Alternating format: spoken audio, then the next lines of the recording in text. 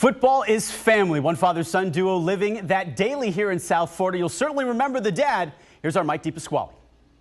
Josh, he's a coach that many of us are very familiar with here in South Florida.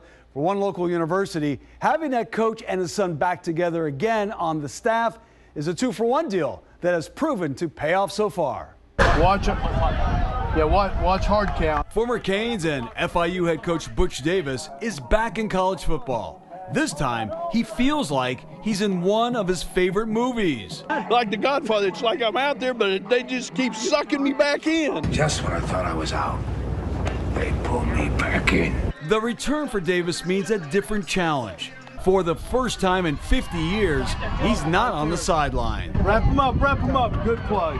Butch is now an analyst for the St. Thomas University football team, an NAIA school. I'm not trying to dictate to them and say, well, you got to do this, you got to do that. It's like, here's things that I have watched from high school when I was a high school coach to Oklahoma State to Miami to the Dallas Cowboys and Cleveland Browns, all the places that I've been. Butch is once again working with his son Drew, the Bobcats wide receiver and tight ends coach.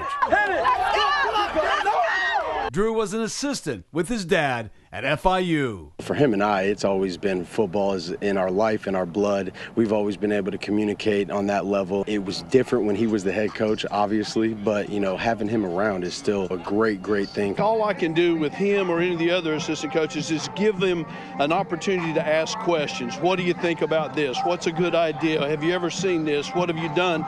At this stage of his life, Butch holds no animosity towards FIU, despite his firing last season. And a lot of things behind the scenes really were not really positive things, but going to bowl games the first 3 years, winning 9 games, winning a bowl game, and then obviously for FIU to win the game against the University of Miami was unbelievable. I mean, that may be, you know, it's in the top 5 or 6 games that I've ever coached.